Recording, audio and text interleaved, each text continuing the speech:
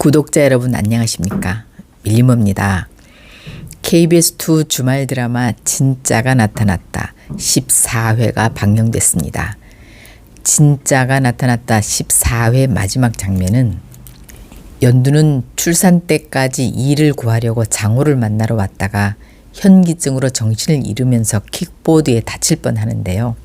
다행히 이 위기에 장호가 연두를 안고 넘어지면서 연두를 구하게 됩니다.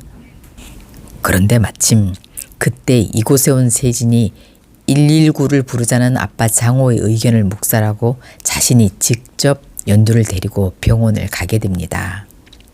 세진은 뻔뻔하게도 태경에게 자신이 어깨를 다쳐가며 연두를 구했다는 뉘앙스를 풍기면서 태경 가족과 연두에게 부담을 주게 됩니다. 자신의 복직을 반대하는 연두나 가족들이 그 부담으로 인해 반대를 못하게 할 계산이었던 거죠. 공찬식은 세진으로부터 친구 장호 부부가 이혼한다는 소식을 듣고 장호를 만나러 학교에 와 있는데요. 둘이 대화를 나누다 보면 세진의 말이 거짓이었다는 걸 서로 알게 되겠죠. 세진은 지난번 연두 메모장에서 3개월이면 끝이란 메모를 보고 연두가 무슨 꿍꿍이가 있는 것 같다, 수상하다고 은금실한테 고자질을 한 상태인데요. 세진과 은금실은 연두의 꿍꿍이가 뭘까 캐내고자 안간힘을 쓸 듯합니다. 15회 예고 영상에서 은금실은 연두를 불러 거짓말한 게 없냐고 다그치고 연두는 하늘에 맹세해야 된다면 있다고 하는데요. 뭘 있다고 말할까요? 자신의 아이나 가짜 결혼에 대한 이야기가 아닌 엉뚱한 이야기를 하며 위기를 넘어갈 것 같은데 뭘까요? 진짜 궁금하네요. 그리고 15회 예고 영상에 보면 태경이 갑자기 입덧 증상이 있는데요. 남편의 입덧 증상을 쿠바드 증후군이라고 해서 보통 정서적 공감이나 스트레스로 온다고 합니다. 원래 부부간에 금슬이 좋은 사람은 남편도 같이 입덧한다는 말이 있긴 하거든요. 근데 그들은 가짜 부부인데 왜 그러는 걸까요?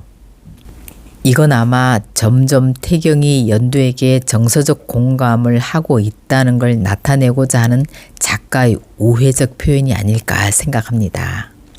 지난 14회를 보면 새롭게 등장한 인물이 있는데요. 최근 이혼 숙려 기간에서 아이를 가져 사이가 급 좋아진 공지명 최현우 부부 사이에 새로운 인물이 끼어들려나 봅니다. 극중 두 사람은 계속 으르렁대다가 임신을 계기로 코페런팅 부부, 그러니까 아이 양육에만 함께 부모의 마음으로 서로 도우며 참여하자고 의견 일치를 보고 최근 엄청 깨쏟아지는 부부로 변신했습니다.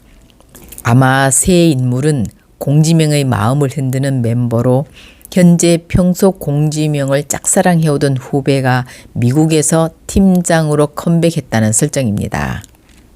또한 14회에서 어떤 묘령의 아주머니가 가게 앞에서 연두 삼촌을 보고 아이를 잘 돌보라는 알 수 없는 말을 하고 갔는데요. 이 대사는 왠지 어딘가에 대상의 아이가 있다는 암시로 그려지고 있습니다. 현재 대상은 그저 연두 삼촌, 복림의 동생으로 살림 잘하고 착한 사람으로 큰 비중 없는 역인데요. 뭔가 앞으로 좀 더 비중 있게 분량이 늘어날 것 같습니다.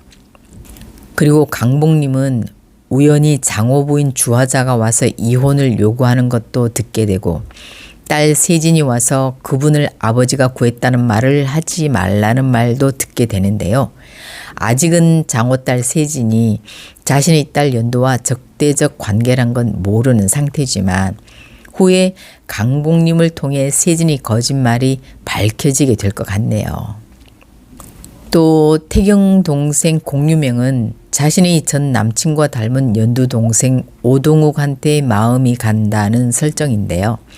복림의 가게 알바생 구함을 붙이는 걸 보니 현실성은 좀 떨어지긴 하지만 아마 공유명이 동욱을 보려고 알바생으로 올 것 같은 느낌이 듭니다. 최근 이 주말 드라마를 두고 재미있다는 분도 계시고 현실성이 떨어진다는 의견도 많은데요. 특히 아이까지 가진 부부 사이를 비집고 들어간다는 설정도 공감을 얻기 어렵고 세진의 결혼식 날 가서 실제 태경 아이도 아닌 다른 남자의 아이를 가지고 당당하게 결혼을 파투내는 연도가 과연 편들어줄 약자인가에 대한 의견도 분분합니다. 여러분은 어떠세요? 항상 따뜻한 마음으로 구독, 좋아요 눌러주셔서 감사합니다.